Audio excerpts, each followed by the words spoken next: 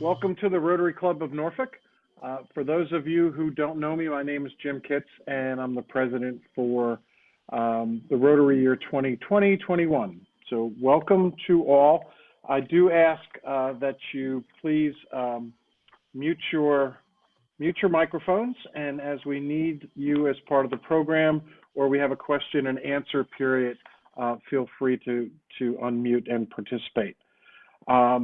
First, we will be led in music by our very own Bob Healy. The ball game. Am I? More and more Senate Republicans are coming around to that realization. Hold on, I have news coming through on someone. Okay, Bob, I think you're good. Am I unmuted now? You are unmuted, sir, and Great. you have the floor. Okay, well, I'm going to start with a song that we used to sing at Thanksgiving, but we're not able to get together as much as this song talks about. But help me, you all know it. Over the river and through the woods to grandmother's house we go. The whole goes away to carry the sleigh through the white and drifty snow. Over the river and through the woods, oh how the wind does blow. It stings the nose and bites the toes as over the ground we go. Second verse. Over the river and through the woods, trot fast my dapple gray. Spring over the ground like a hunting hound on this Thanksgiving Day. Hey! Over the river and through the woods, now grandmother's cap I spy. Hurrah for the fun, is the pudding done? Hurrah for the pumpkin pie. Happy Thanksgiving, everyone. And now a patriotic favorite.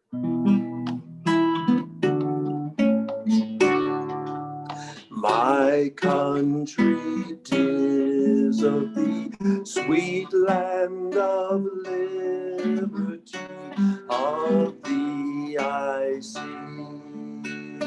Land where my fathers died, land of the pilgrim's pride, from every mountainside, let freedom.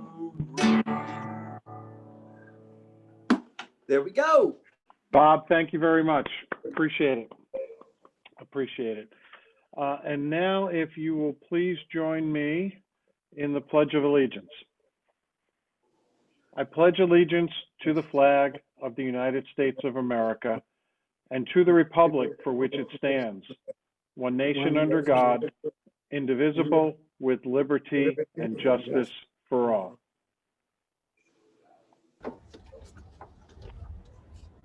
And now the four-way test of the things we think, say, or do. Is it the truth? Is it fair to all concerned? Will it build goodwill and better friendships? And will it be beneficial to all concerned? And Bob? Will it be fun? Great, thank you very much. And now our invocation from Jim Sell. Let us pray. This time of Thanksgiving, O God of the universe, giver of all good gifts, you bless our lives with generous love by giving us once more the fruit of the fields, our family and friends, our faith, our work, and our lives together. We thank you for these gifts and ask that you help us to imitate your goodness, to share our blessings with those who are in need. Amen. Thank you, Jim. And do we have Joe Massey here? I don't see Joe. I know for visitation report, we actually have we have two Rotarians that are a little bit under the weather. One is Michael Desplaines hurt his leg, apparently in a pool-related incident. And second is Jeff Wells is in the hospital, as he said, getting his filters cleaned as part of his part of a cardiac issue that he's been dealing with. So he anticipates, he's at Princess Anne Hospital right now, and he anticipates getting out tomorrow. So please keep both of those in your thoughts. Are there any other Rotarians or family members that we need to be aware of?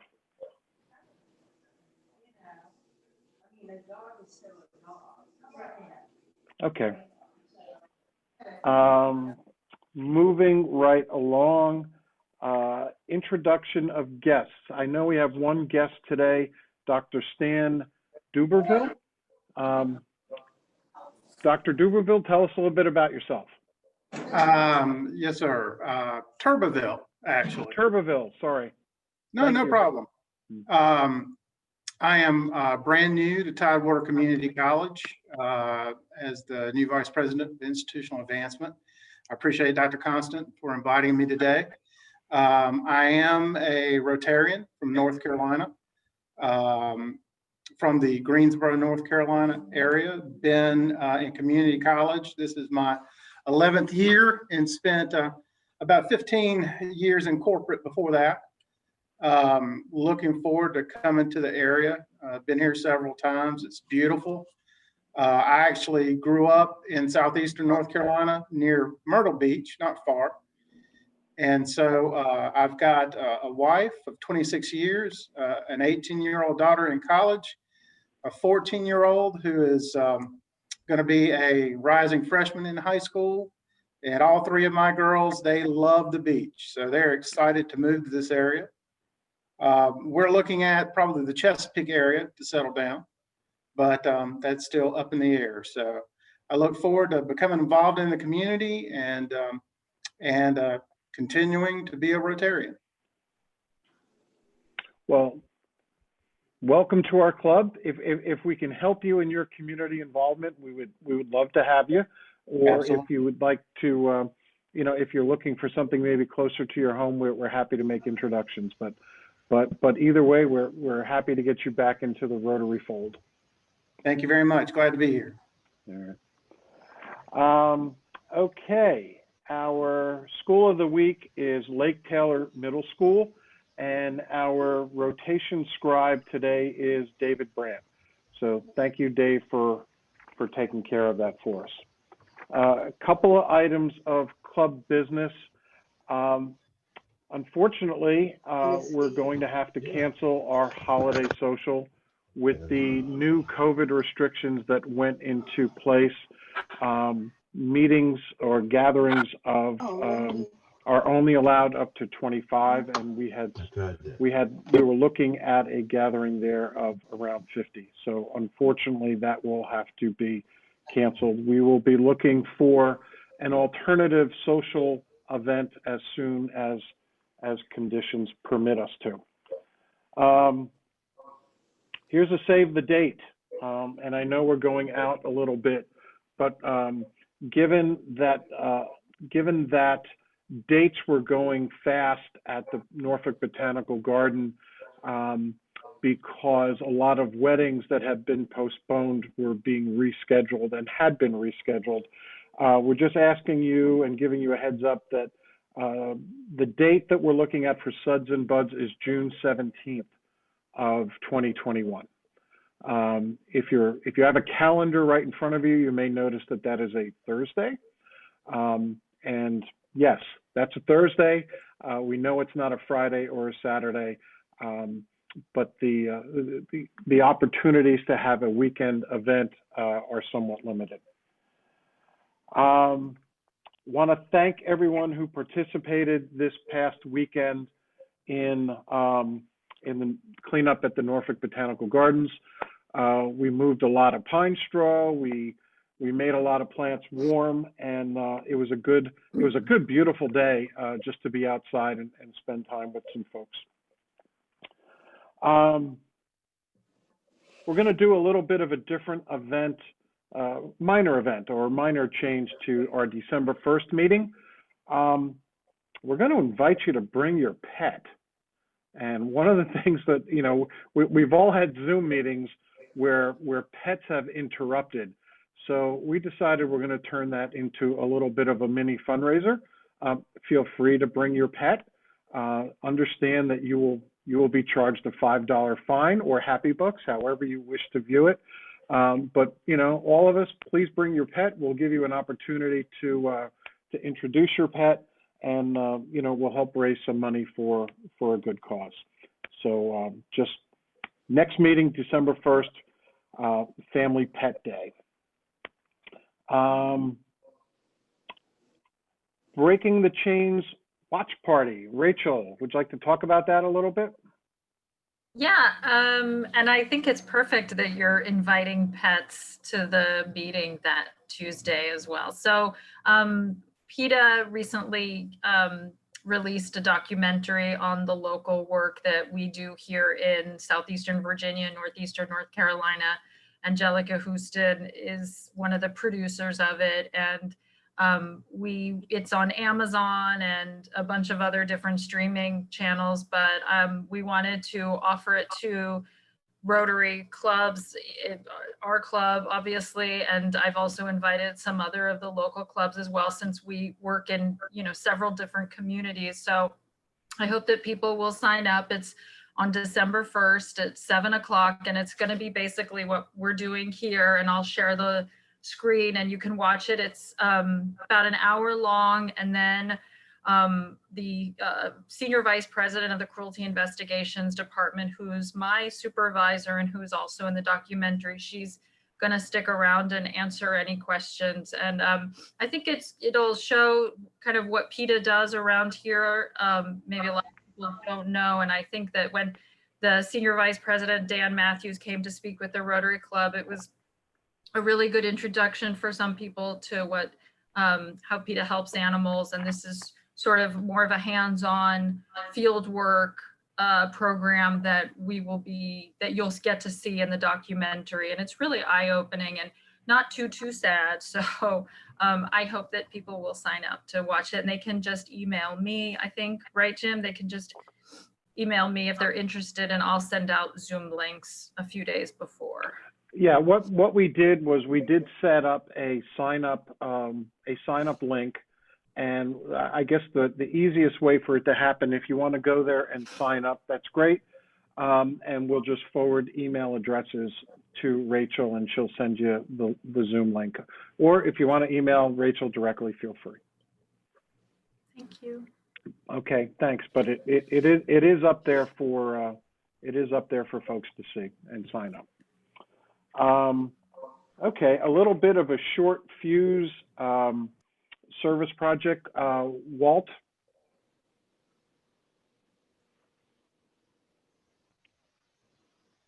Yes, Jim. Yes. So this Saturday, the Salvation Army is conducting a turkey distribution. They are desperately short on volunteers. They're looking for 35 people. They have one volunteer signed up. So if anybody has time, early Saturday morning, this goes from 7 until 11, and it's being held at Military Circle in Norfolk. And the address is 880 North Military Drive.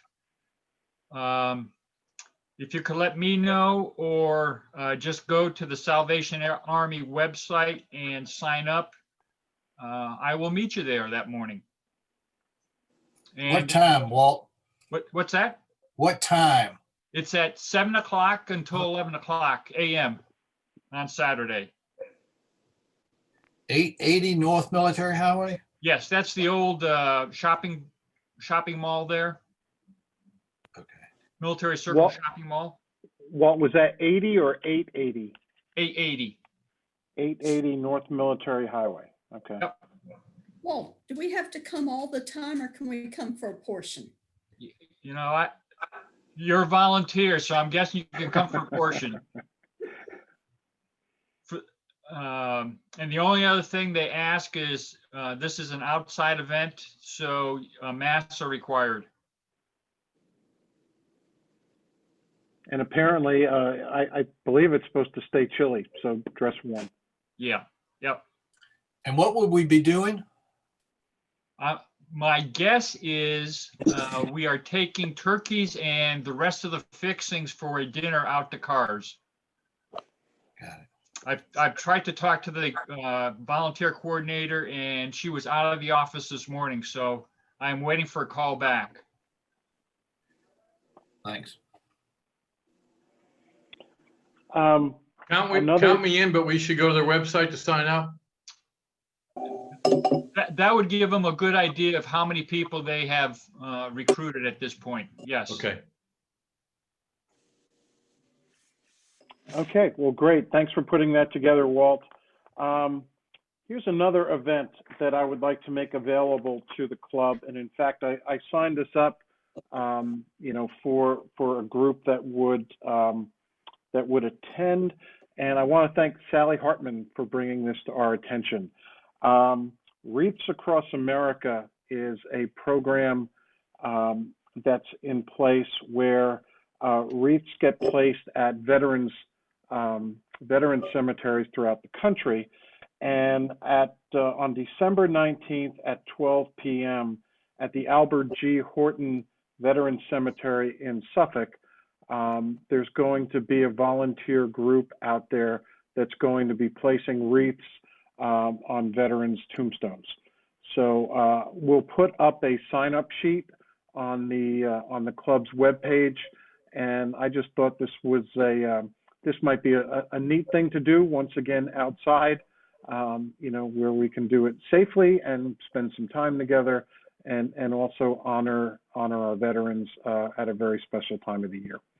So you will see that up before the end of the day, the sign-up sheet there. President Jim? Yes. I think that's an exciting opportunity and I look forward to doing it. But I heard yesterday that Wreaths Across America has been canceled, at least at Arlington. So maybe we need to double check and make sure it's still going to go on in our part of the country. Okay. All right. That's a great idea. I'll check on that.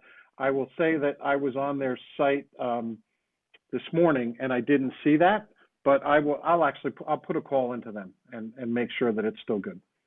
Okay, and I'll get back to the club and let them know the answer. All right. So now we move on to fines and happy bucks. Who has some good news that they would like to share with the club? I do, President Jim. Pam. Hey, can you let me share my screen? You can share your screen. Well, that would be.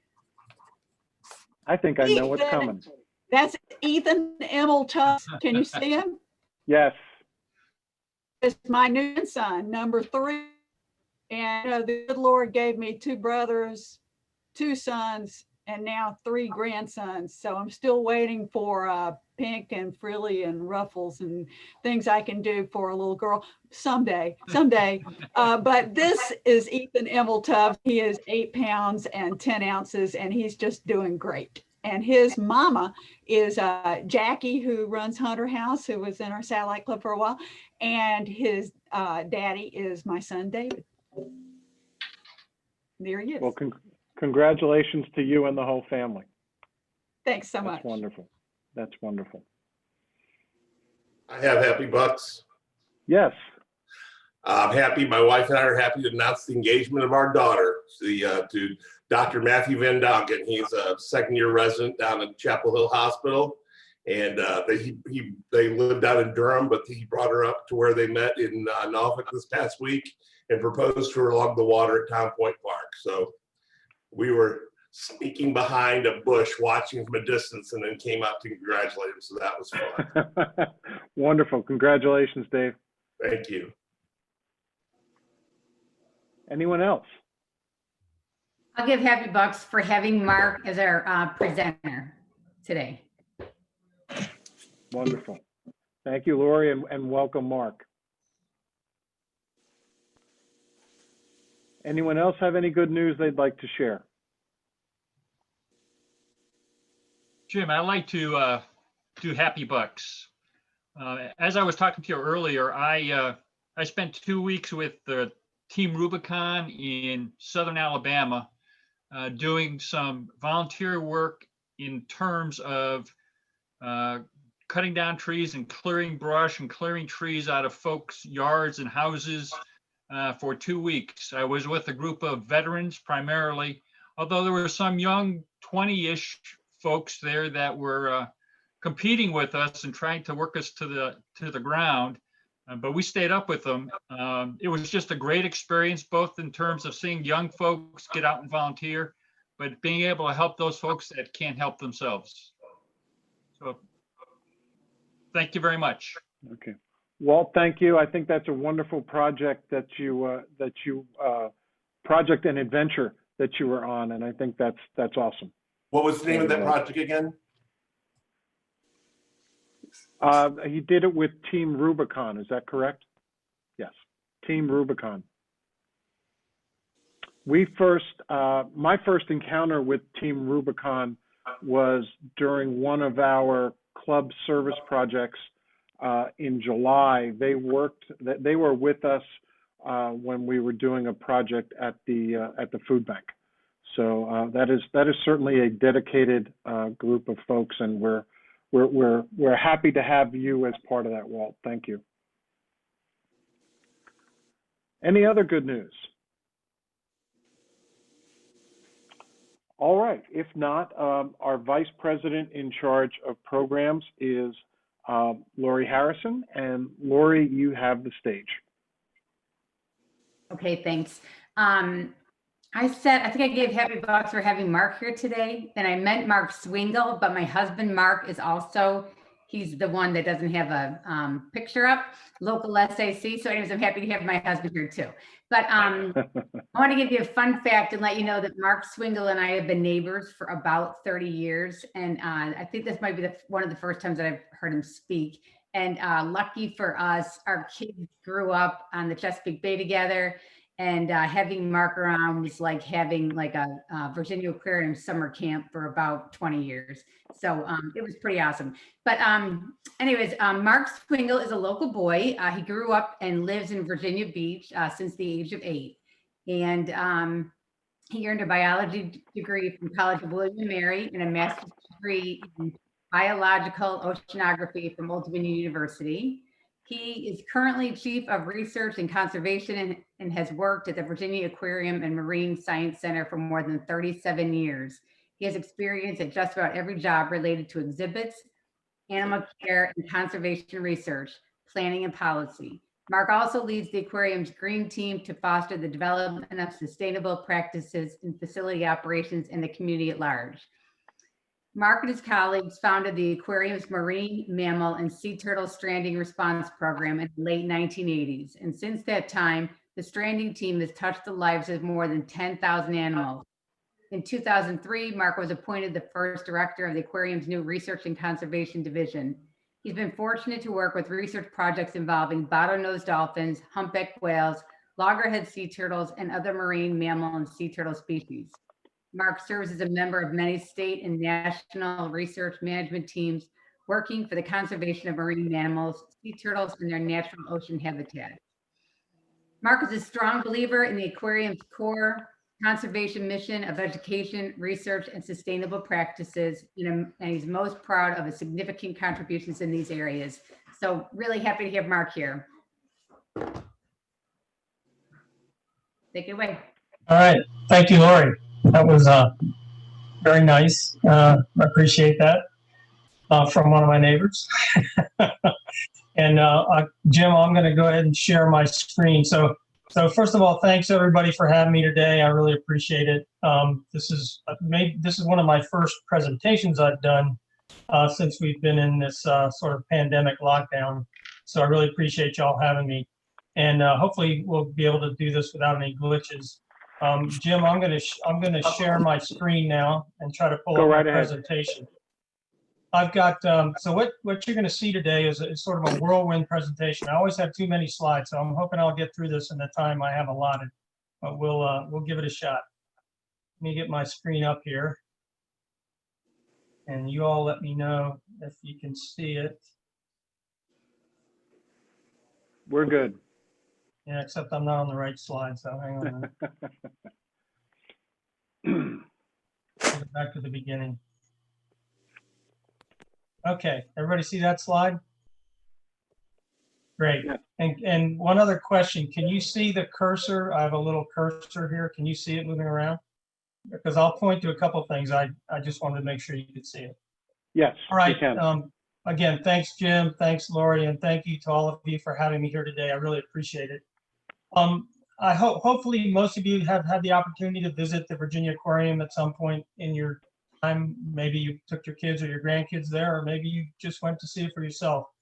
I hope you've had the chance to go there. We are open now, operating under restrictions, as you might imagine, during this pandemic, but hopefully you've had the opportunity to go there. So hopefully you're familiar with the aquarium a bit, because what I'm going to share with you today is a little about our conservation work. And this often goes on behind the scenes, and I think you'll see a lot of things today that you didn't realize that the Virginia Aquarium was doing and or engaged in. So that's kind of my goal for today.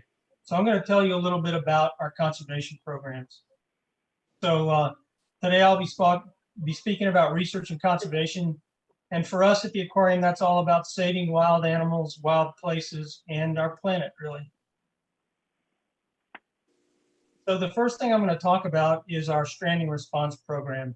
And as Lori mentioned in the introduction, myself and a couple of colleagues started this program more than 30 years ago at the aquarium. The aquarium had just recently opened to the public, and we were already fielding calls from folks in the local area for, hey, there's an animal washed up on the beach. We're not sure what it is, but we think you guys might want to take a look at it.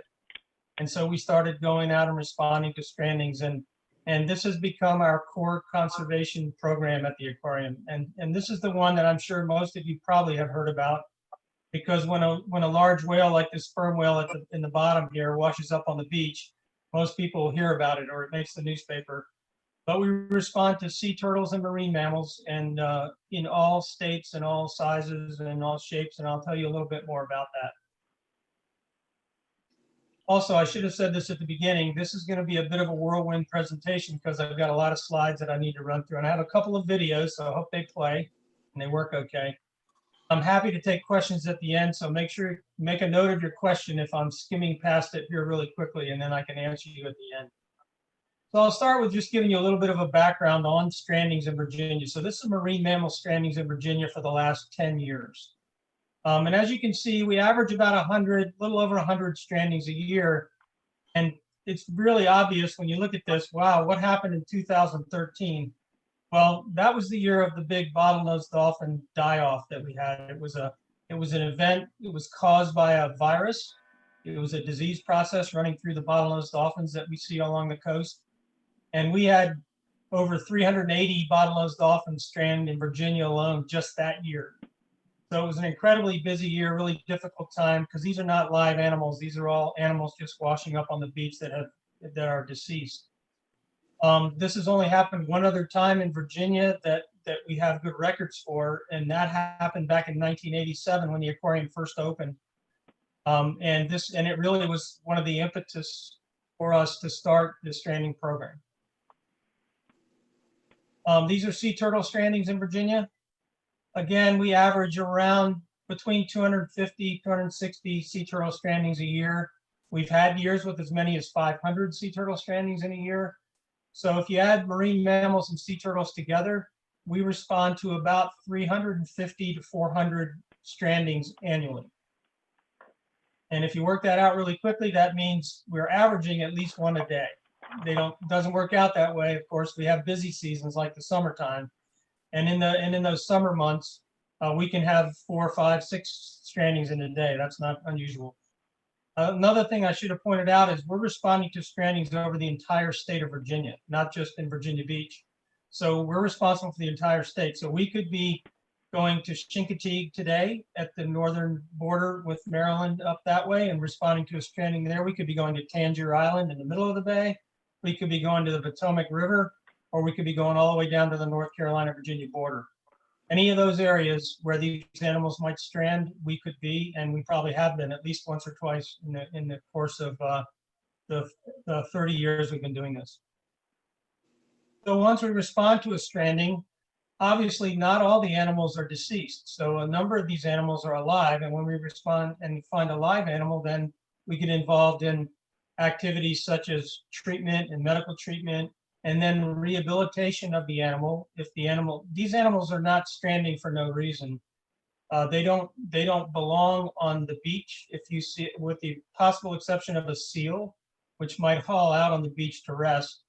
But sea turtles and whales and dolphins don't belong on the beach. And so if they're on the beach, there's something wrong with them. They're either sick or injured. And then we're out there and we attempt to take care of them.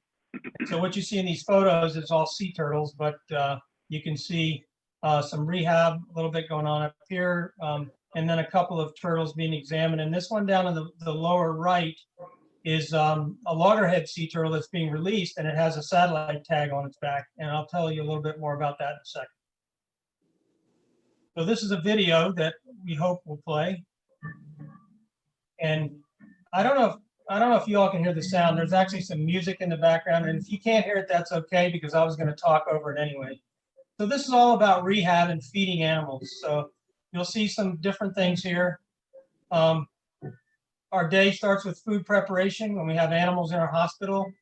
And, you know, we're feeding these animals the same kind of things you and I might eat if we like seafood, shrimp and fish and things like that. Some animals actually eat greens, like green sea turtles are actually vegetarians. So when we have a green sea turtle in house, we'll feed them with leafy greens and things like that. And that's a normal food for them. Sometimes patients are not able to eat on their own or not well enough to eat on their own, and we have to feed them by hand. And so you'll see a little bit of that going on. That's a really nice sized fish being given to a seal. And occasionally we have to make smoothies because we have to tube feed animals. And so these are fish smoothies. And this is a young harbor porpoise that's being tube fed. A little sea turtle being tube fed. And it's really, really important. This is a great shot of a seal eating a fish. They don't chew their food, by the way, they swallow it whole. And anyway, that was a good shot of them. And it's really important. Let me get to the next slide. It's really important for us to, when we're feeding these animals that are in rehabilitation, believe it or not, one of the biggest challenges that we have is getting our volunteers and staff not to want to go up and hand food to the animals, because these animals are going back into the wild and we don't want them accustomed to associating people with food. So one of our biggest challenges is to get them not to hand feed the animals. So the food sort of gets thrown over the side of the pool where the animals are in, and I'm sure they think it's just coming from the sky, I guess, but we try to not associate people with food as much as possible. I mentioned satellite tagging a minute ago, and we do try to satellite tag animals when possible. A good satellite tag like this costs about $4,000 and another $1,000 to pay for the satellite time. So it's expensive, so we're not able to do it on every single animal, but we mostly tag sea turtles, but occasionally we'll tag a seal. This is a young harp seal down here that we tag, and you can see tags are always placed. If it's on a sea turtle, it's on the back of the shell, and if it's on a seal, it's in between their shoulder blades, basically on their back, because while these tags are really great, they can collect data while the animals are swimming underwater and traveling all over. They can only transmit data to the satellite when that antenna is out of the water. So when these seals come to the surface like this, you see that antenna is out of the water. All the data that it's been collecting is getting dumped up to the satellite, and then we can download it right from our desks. So this is an example. Hopefully you can see this where my cursor is here. This is March 31st, and we released this seal in Virginia Beach. And if you go all the way up here to this red dot, this is June the 4th. So that's only a couple of months later. And this animal is north of Newfoundland in cold water near ice, which is exactly where these seals normally would be coming from. So this is a great example of the kind of data we get from a satellite tag. Okay, so that's sort of a really quickie on live animals, and we'll talk a little bit more about that in a minute, but we also investigate mortality. So these are animals that are not alive when they hit the beach. And these animals can be as small as a dolphin. And in the case of a dolphin, we can bring these animals back to our laboratory and do the examination there. It could be a sea turtle. In this case, this turtle was entangled in a whelk pot. Or it could be a whale. And this is actually this is a 3-month-old northern right whale, one of the most endangered whales in the world. And when we investigate strandings, we're most often, first of all, trying to find out why the animal stranded, what's wrong with it, and in this case, why it died. This is a really indicative example of an animal that's been hit by a ship. The ship propeller spinning makes these parallel cuts in the animal, and this young animal died because it was hit by a ship.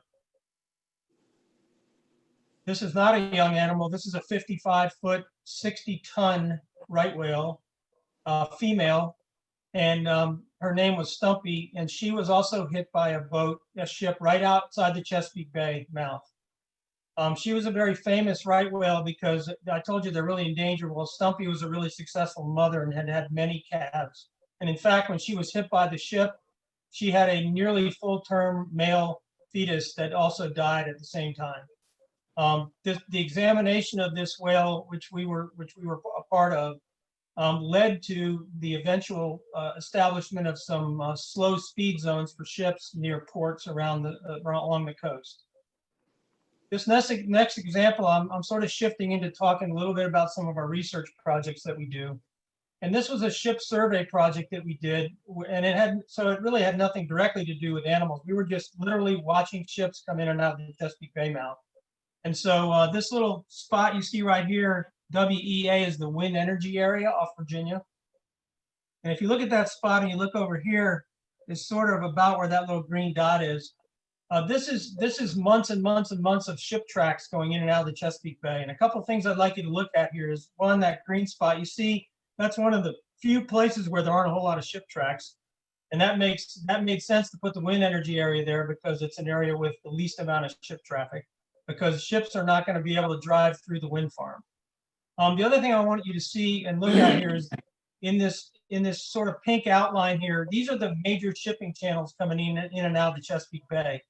And you can see the really dense level of traffic that's happening here as well. And when we get to the next slide, so remember where those are. When we get to this slide, these are whale sightings from our whale research. And every one of these dots represents us seeing a whale out in the mouth of the Chesapeake Bay. And if you look at where all these dots are concentrated, guess what? They're right in those shipping lanes. And so that's why speed is really important with respect to the ships, and it's really dangerous for these whales. But of course, that's where the food is. Apparently, that's where they're feeding. And there's 3 different whales represented here. There's humpback whales. Most of the locations that you see are humpback whales, a few fin whales, and a couple of minke whales as well. And we've identified more than 300 humpback whales. You may know that humpback whales can be identified by natural markings that they have. And we've identified more than 300 individual whales off the coast of Virginia Beach. And that's the Virginia Beach skyline there in the background. I wanted to throw this in because I mentioned the wind energy area, and a lot of our research with whales off the coast has played into the siting of offshore wind energy and things like this. And I've been able to go out now twice to these turbines are actually offshore Virginia. These are the first, by the way, these are the first 2 offshore wind turbines in the entire United States. The first ever been put in offshore waters of the United States. So it's a really exciting project for us. If the video will play, you could see them turning. The last time we were out there, just to give you an idea here, the top of the blade, when it gets up to the very tip top, the top of that blade is about 650 feet off the water. So the diameter of these blades is about 460 foot diameter. And these are the largest ones that were made at the time. There's now some larger ones that have 750 foot diameter blades, and that's probably what will end up going out here offshore Virginia. So I got a question for you at the very end. So I'm priming you for it now. So you saw, I'll play this really quickly again. So I want you to tell me how fast the tip of the blade of that turbine, so that tip out here, how fast is that going? So just take a look at it and make your guess, and we'll get to it at the end.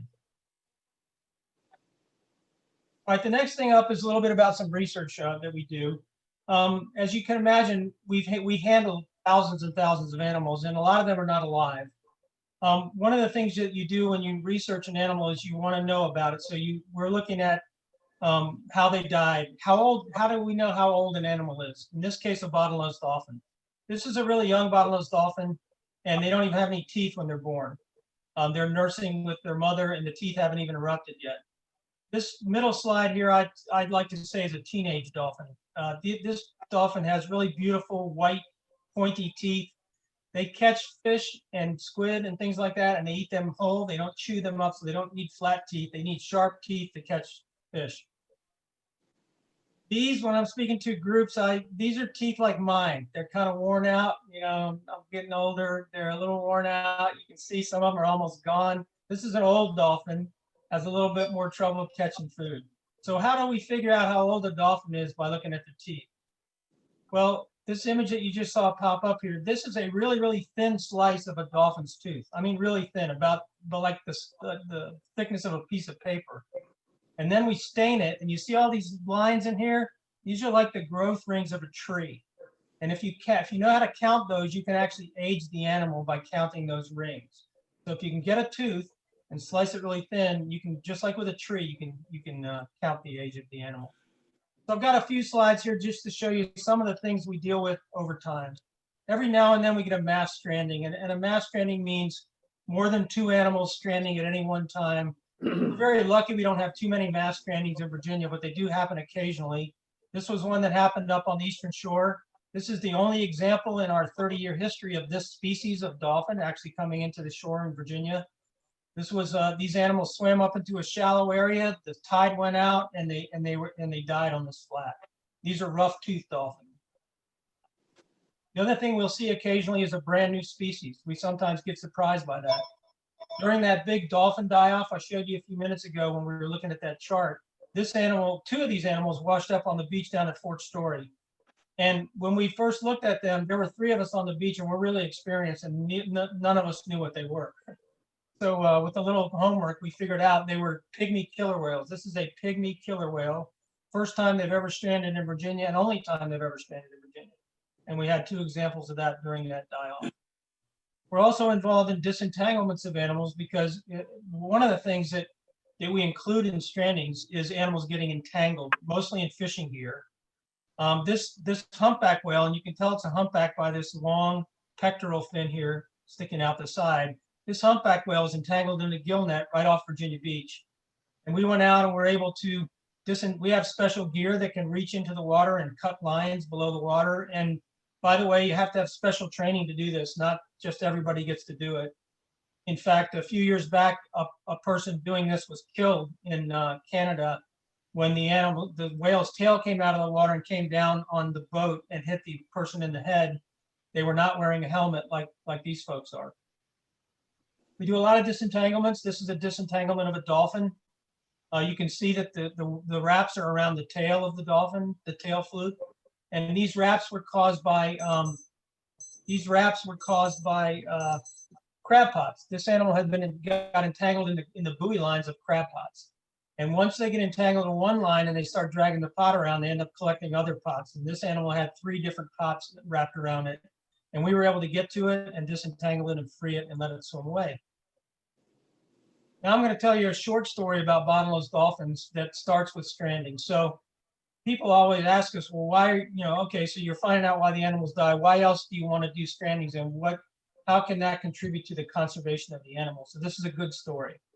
The dolphins were getting entangled in pound nets at the mouth of the Chesapeake Bay. These pound nets are right down at the end of the street on our neighborhood. There are pound nets. And we were losing a number of animals annually to entanglements in this gear.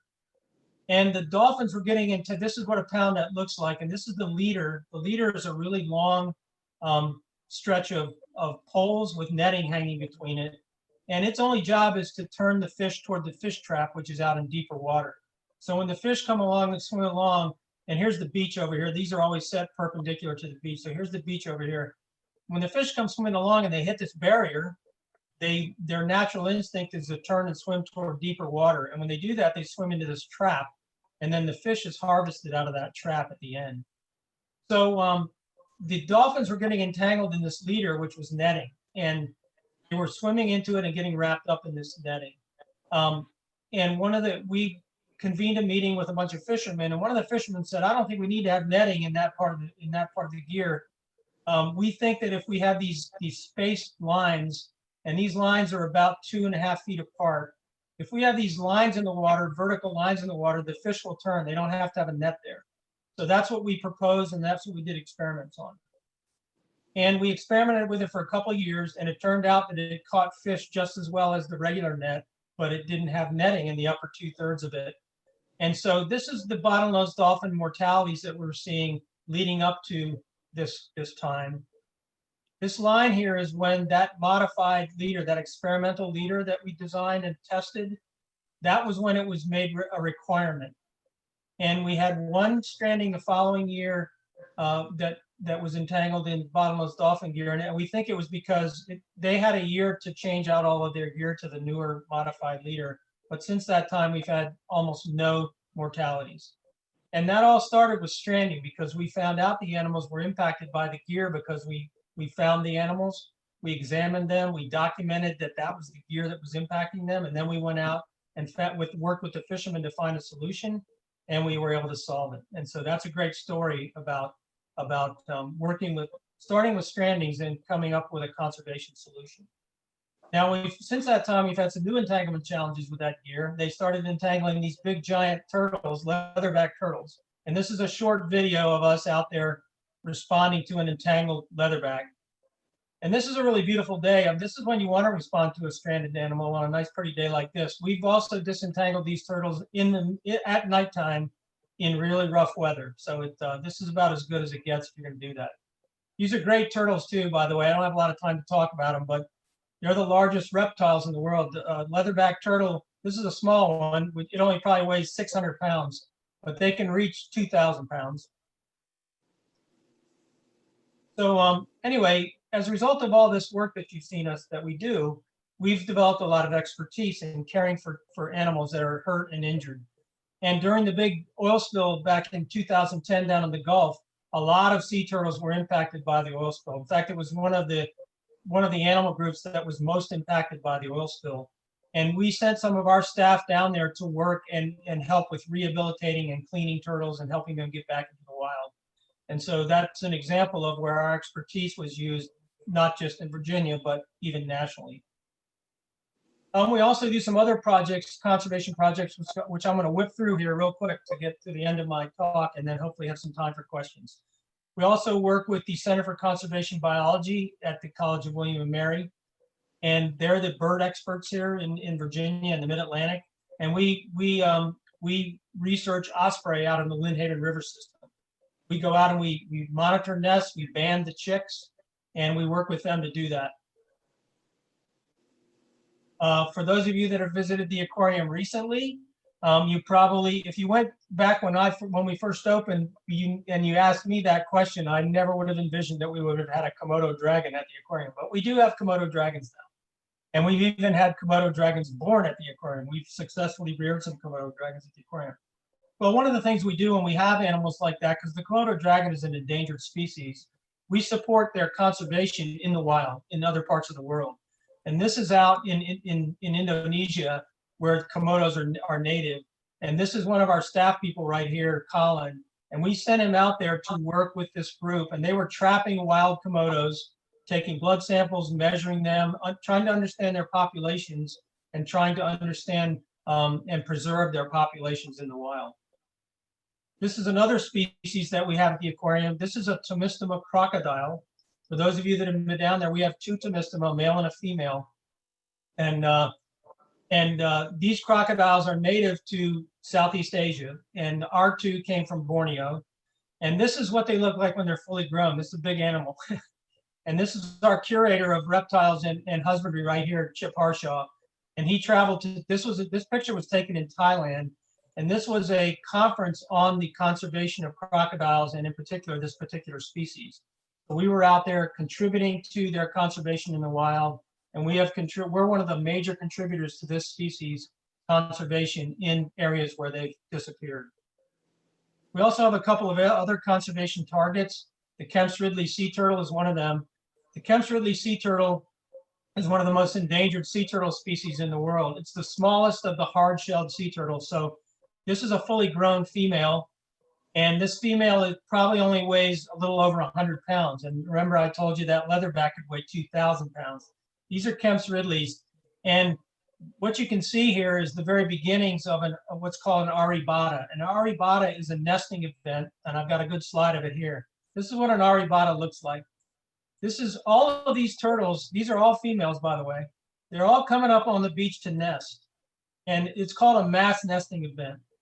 And when Kemp's Ridleys were first discovered, when it was first discovered where their primary nesting beaches are, which is in the southern Caribbean coast of Mexico, just south of the Texas-Mexico border. When this spot was first discovered, there were only 300 females left in the entire population. That was it. That's how critically endangered they were. And most people said they were never going to recover at that point.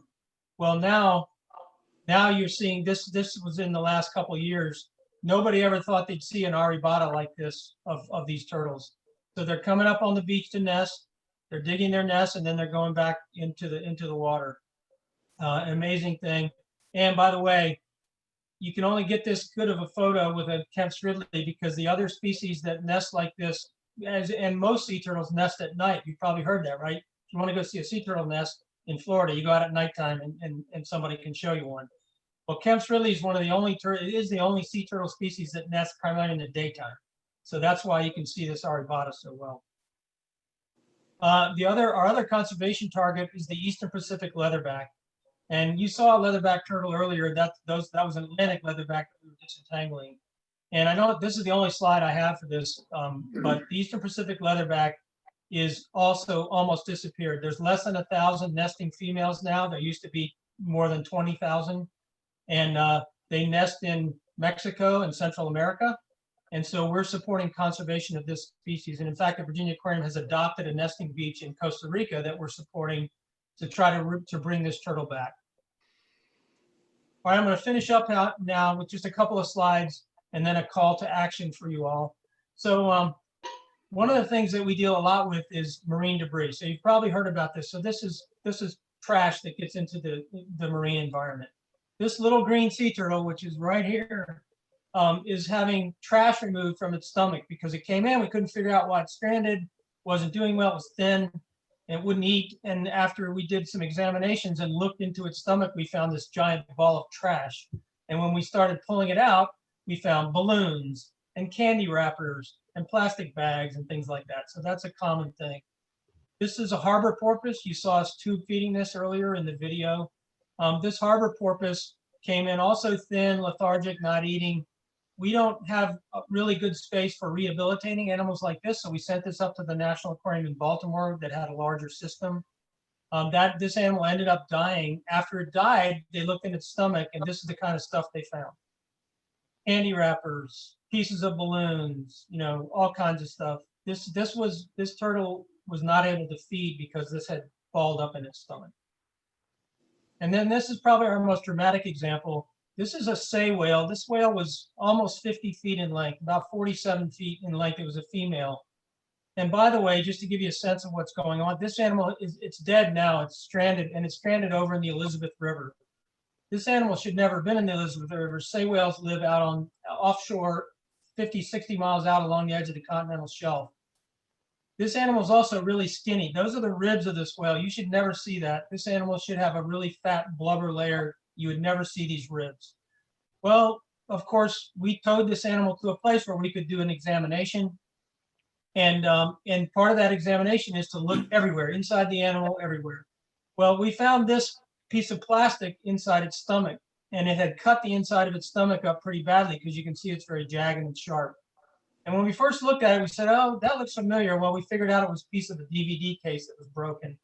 But when this animal was feeding a fish in a big school, it ingested this piece of plastic, and that piece of plastic ended up causing it not to be able to feed, and it ended up close to shore, and it ended up getting hit by a boat in the Elizabeth River. My last slide here on this is balloons. And as you've seen, I've already mentioned that we found balloons inside a number of animals, and balloons can be very deadly. This picture, as you can see, is at the Virginia Beach oceanfront. Here's a shearwater that died. It was entangled in a balloon and balloon ribbon. This sea turtle's got balloon ribbon sticking out of its mouth, and the balloon itself might be inside. The plastic bags, balloons, these things look like food. So for these animals, and not just these, we find these inside marine mammals and sea turtles, and of course they impact birds and the environment as well. We just finished a big research project on the coast of Virginia for 4 years. We monitored marine debris on beaches. These were remote beaches, not inhabited by people. The second most common item we found, the most common item we found on 2 of the 4 beaches was balloons and balloon parts. So that just shows you. And we found balloons from as far away as Kansas on the beach. So it's not just balloons locally. It's balloons. When you release a balloon outside, it can come down anywhere. So how can you help? Conserving energy, climate change has a big impact on these animals, and conserving energy can certainly help with that. Shop with reusable bags. You know, if you don't have to use plastic bags, don't do it. The less reusable plastic that the less of that single-use plastic that we use, the better. Never release balloons outdoors. That's a really important thing. And we'll be up at the General Assembly this year working on some legislation, hopefully, to deal with that. Support actions to address climate change, as I mentioned, and support protection of wildlife and wild places. One other thing you can do if you're inclined, this license plate, which we just introduced about a year ago, this supports the Virginia Aquarium and our conservation efforts. So if you're interested in it, it's a great looking plate. And I need to finish up here. I know I'm running out of time. So first of all, thank you. For more than 32 years, we've been advancing science, caring for animals and natural habitats. We've been educating the public, and we think that's putting conservation into action. And without your support and support from the folks in the Hampton Roads area and others, we would not have been able to have done it. Just like with a lot of other businesses right now, the Virginia Aquarium is struggling because we're not able to bring in the numbers of people we normally do, and that supports our operations. So if you're interested in supporting any of these projects or hearing more about them, this is my contact information, and feel very free to reach out to me. I'm sorry, I know I took probably a little bit longer than I was supposed to, but if you have time, I'm happy to answer any questions. Mark, this is Chick Robinson, Mm-hmm. and I have a question relative to the whales that get hit by the ships out there off the beach and coming into the Hampton Roads harbors. How come the whales don't hear the ships and move away from the propeller noise and the ship noise? I don't. Yeah, it's a great question. You know, I sometimes use the example of if you and I were standing on Shore Drive, let's say, and we were standing on a sidewalk on Shore Drive, and you and I were talking to each other, and there were cars going by at 45 or 50 miles an hour, that those cars are actually making a lot of noise. But you and I have tuned them out because we're concentrating on each other. We're used to that sound, and we've tuned it out. And what we think is happening with these whales is that they live in a sonic environment. They can communicate over hundreds of miles, but there's so much ambient noise that our activities, human activities, have added to the waterways, including the sound of these boats and ships, that it's so ever present. It never goes away. I mean, it's basically happening all the time, and they just kind of tune it out.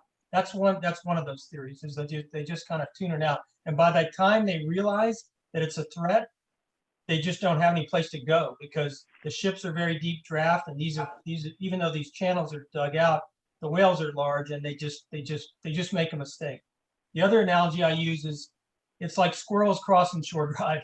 You know, we see squirrels running across Shore Drive all the time, and 99 times out of 100 they do make it, but every now and then they make a mistake, and that's what's happening here as well. Thank you. What you say makes sense.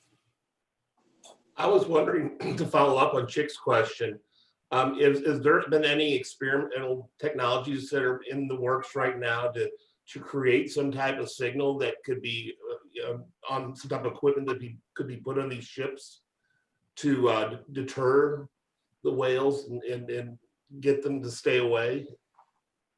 Yeah, that's another great question, David. It's difficult, as you might imagine, because if the idea is to put more sound in the water, like something that they might react to, that actually just makes things more complicated because there's so many sounds already underwater. And one of the things that you and I, when we go underwater at the beach and we can hear sound, we can hear the boats. We have no idea where that sound's coming from because the way sound moves underwater is really complicated. And these animals are, of course, a lot more sophisticated in hearing than we are in that environment. But that's a challenge. But there are things being worked on. For example, making the engines quieter, making the engines and the propulsion in such a way that the propellers are not a threat to animals that are nearby. That's another way in which these things are being looked at.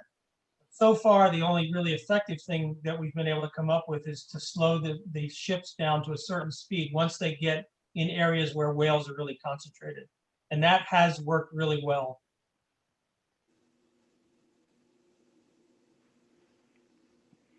How Any other fast was that? questions? How fast was it? The ship speed in the ship speed restriction zones, the speed is 10 knots. No greater than 10 knots.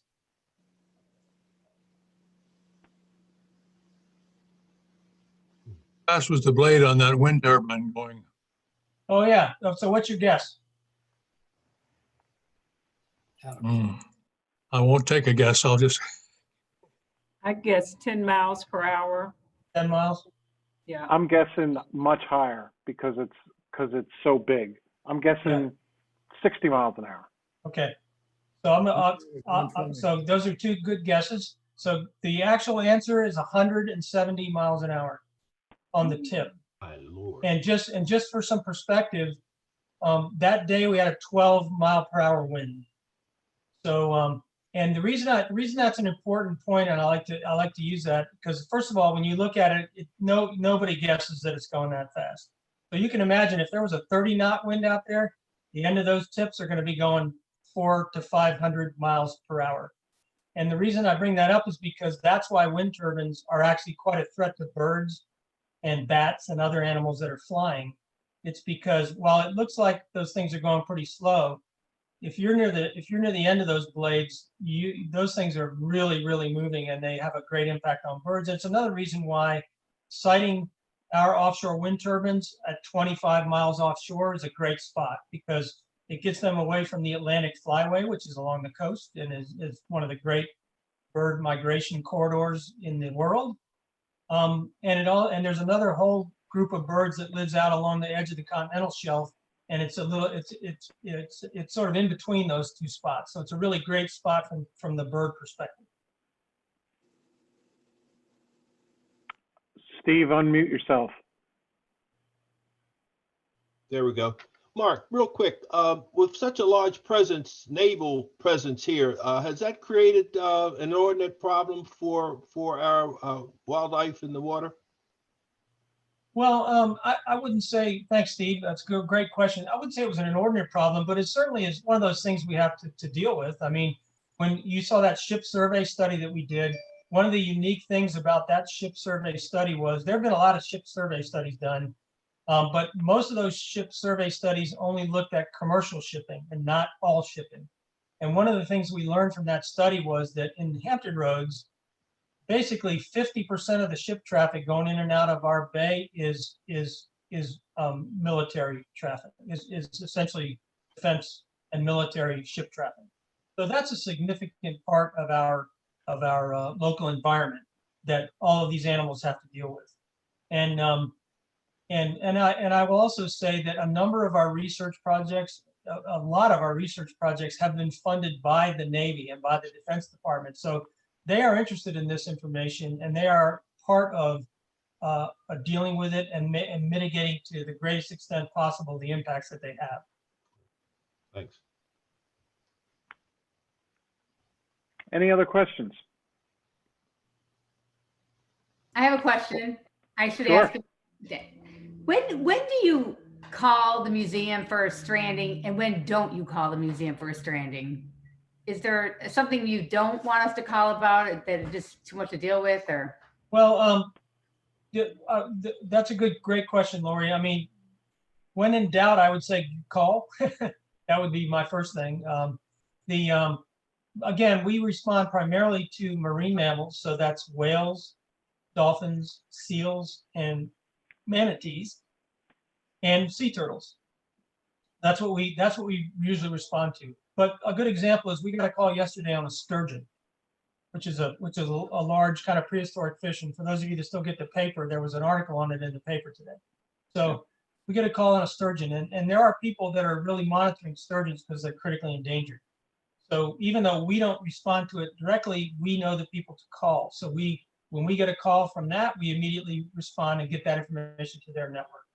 And so so those kind of things happen all the time. So anytime you see an animal on the beach that is either dead or injured or in trouble, I would say or not just on the beach. If you see an animal that's entangled or looks like it's in trouble in the water, I would say definitely call, because we will respond.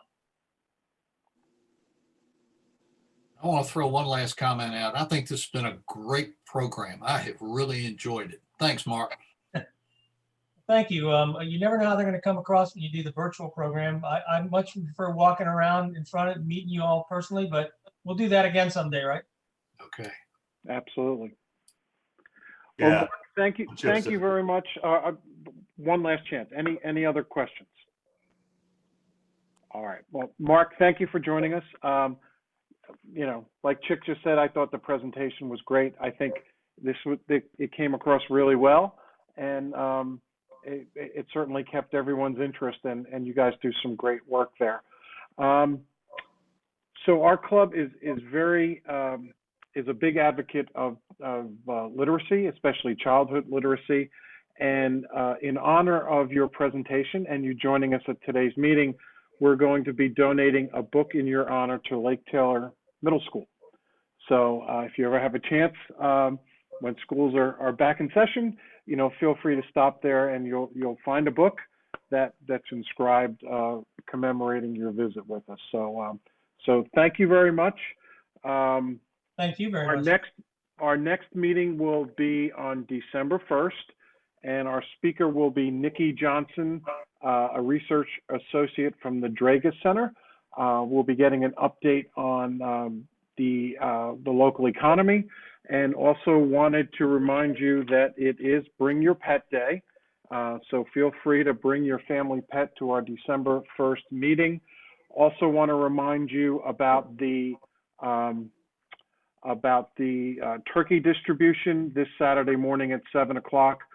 If you have any questions, feel free to give either Walt or myself a call. And I wish all of you a wonderful Thanksgiving. I hope that you get to spend it with family and friends, and I hope everyone stays safe. And I'm absolutely grateful and thankful for being a member of this club. We are adjourned.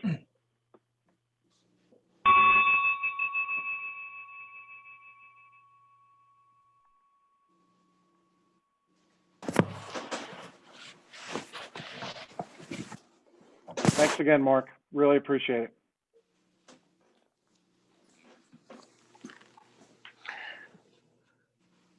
All right. Thanks, everyone. Have a good week.